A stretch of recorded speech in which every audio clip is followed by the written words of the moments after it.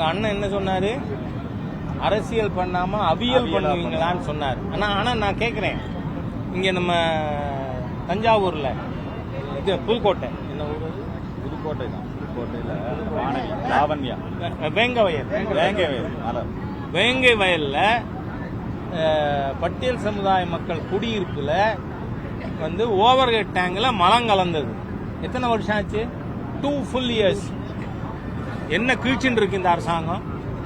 அப்ப கனிமொழி அவர்கள் பேசலாமா? யோசிச்சு பாருங்க. உங்க அரசாங்கம் இது எதேச்சையா கைது பண்ணி விட்டாங்க. ஏன்னா வேற வழி இல்லை. எல்லா அரசியல் கட்சிகளும் இன்னைக்கு நீங்க பாருங்க என்ன நிலைமை தமிழ்நாட்டில். நான் சொன்னா பிஜேபி காழ்ப்புணர்ச்சி என்ன வேணா சொல்லலாம். உங்க கூட்டணியில் இருக்கிற சிபிஎம் மிஸ்டர் பாலகிருஷ்ணன் என்ன சொல்லியிருக்கார்? அன்டிக்ளேர்டு எமர்ஜென்சி தமிழ்நாட்டில் இருக்கு. பாலகிருஷ்ணன் அவங்க மாநாட்டில் விழுப்புரத்தில் என்ன சொல்லியிருக்காரு? Undeclared emergency. இதை விட வெக்கக்கேடு திராவிடியன் ஸ்டாக் அரசாங்கம் தேவையில்லையே. உங்க கூட்டணி சொல்லுது, எதிர்கட்சி சொல்லல, பிஜேபி சொல்லல. அதனால கொஞ்சமாவது let the honourable chief minister correct himself first. இதுவரை கருத்து சொல்லல, அதுவே கண்டிக்கத்தக்கதானே. நன்றி. சமூக ரீதியாக பேசக்கூடிய திராவிட அமைச்சர் வந்து ஆண்ட பரம்பரை அது மட்டுமா?